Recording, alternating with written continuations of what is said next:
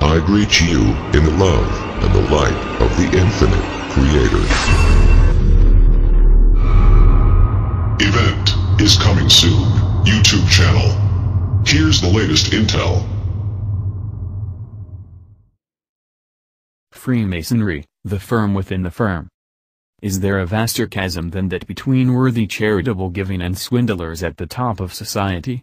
This is par for the course though when you do an internet search for the Freemasons. Last week brought more hard evidence of the latter, and darker, with the second leaked report from UK criminal justice authorities in as many years to conclude that mobsters use Freemasonry to freely recruit corrupt detectives, being one of the most difficult aspects of organized crime corruption to proof against. Scotland Yard's Operation Tiberius report was written over a decade ago but has only this week been made public by the Independent's investigations editor, Tom Harper. It follows on from Project Riverside, revealed by Channel 4 News' Andy Davis in March 2012 from the Serious Organized Crime Agency, SOCA, which also describes Freemasonry in round terms as a firm within a firm. Incredible though it may seem, although paid for with public money, both these reports have taken nearly a decade to surface, and then only as partial press leaks. So why did the authors of Scotland Yard's Operation Tiberius find Freemasons so difficult to winkle out?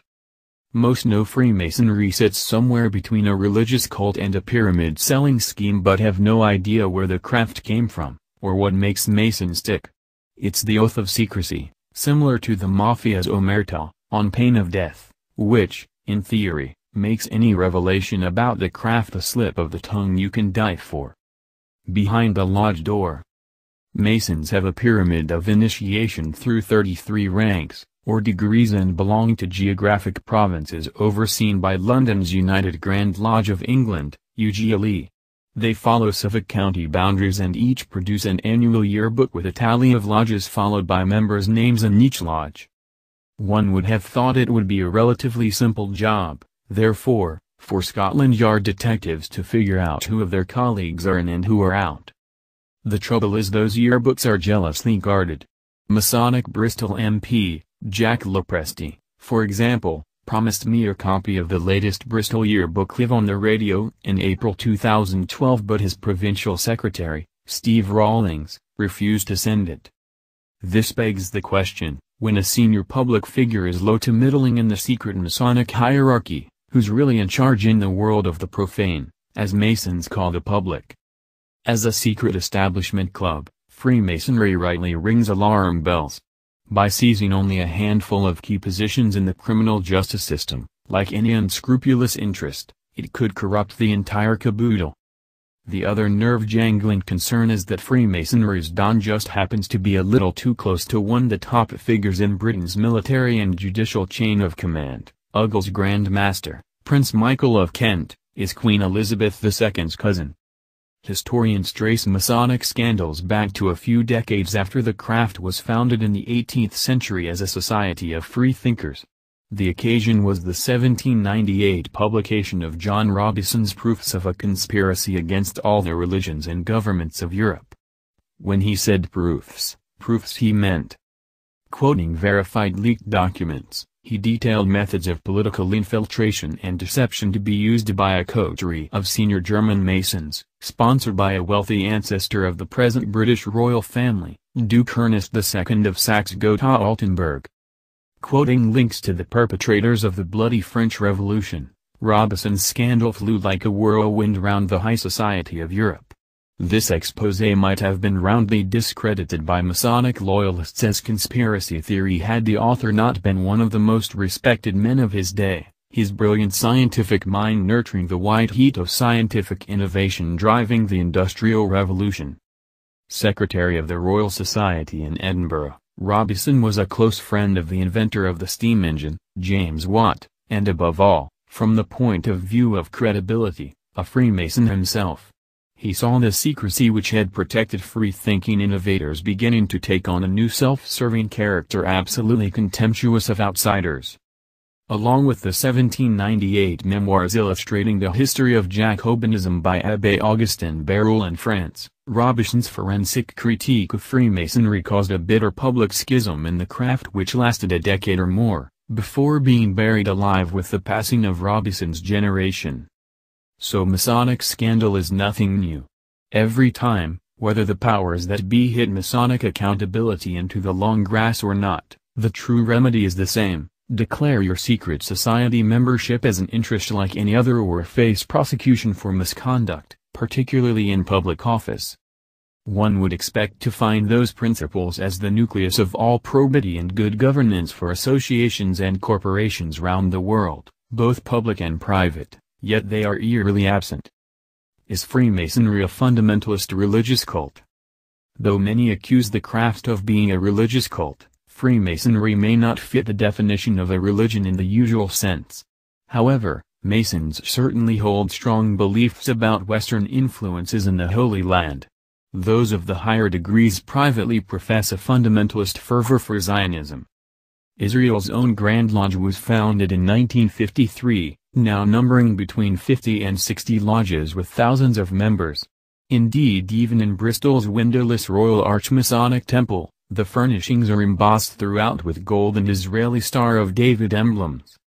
Where you can find them, former Freemasons give dazzling insights into the favors the craft affords as well as the evils of what is essentially a gang for grown-ups strewn through with a toxic mix of mumbo-jumbo and bullying.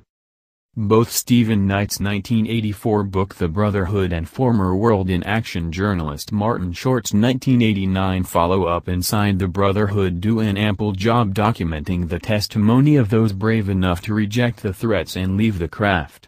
The latter, as a 6-part Granada TV documentary, found its way to an incredulous national audience the same year. TV examinations are notoriously few and far between. But in his 1999 HTV documentary Rights and Wrongs journalist James Garrett discovered a human skull and 2 femur crossbones hidden away in a checkered cabinet. He asked Gloucestershire's top Mason on camera, "What part do the skull and crossbones play in your ritual?" Provincial Grand Master Peter Marsh's voice quavered as he replied, "Well, yes, there are some skulls and crossbones which are part of the regalia of the lodge and they represent mortality." Perfect for emphasizing the threat of death then, Peter? The Church of England and House of Commons deliberate. In 1987, the General Synod of the Church of England considered the question: Freemasonry and Christianity, are they compatible? Failing to come down on one side or the other of the fence, they concluded, the reflections of the working group itself reveal understandable differences of opinion between those who are Freemasons and those who are not. So despite a clear instruction from Jesus Christ in Matthew 5:37, never swear an oath, simply let your yes be yes and your no be no, anything else comes from the devil, the Church of England couldn't make their minds up. In 1998, Labour MP, Chris Mullin, chaired the second House of Commons Home Affairs Select Committee inquiry into Freemasonry in as many years. The report's penultimate paragraph requires public servants who are members of a secret society to disclose their membership. The result was non-compliance by many of Britain's police forces.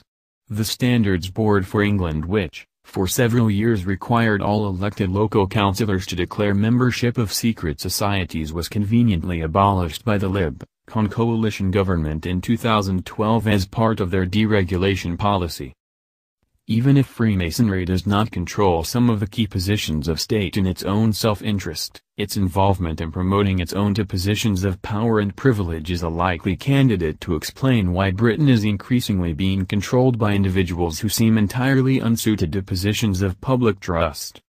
If the craft has not yet become a kind of secret government, as a 1981-84 Italian parliamentary inquiry proved propaganda do, p2, Masonic Lodge to be, it is almost certainly why Britain is paralyzed by what's known in drinking dens across the land as the tyranny of the mediocre.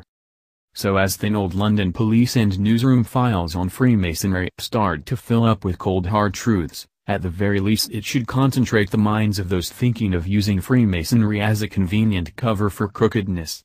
It is only a matter of time now before their secret number is up. Please like us and share with your social media. Please subscribe and click the bell to be notified of our new videos. Remember to check out our playlist for important intel you may have missed. Be sure to enter our subscriber appreciation $100 monthly giveaway. The link is in our description. And visit our sister channel. The event is coming soon for additional intel and information. Stay tuned. Victory of the Light. Event is coming soon. YouTube channel.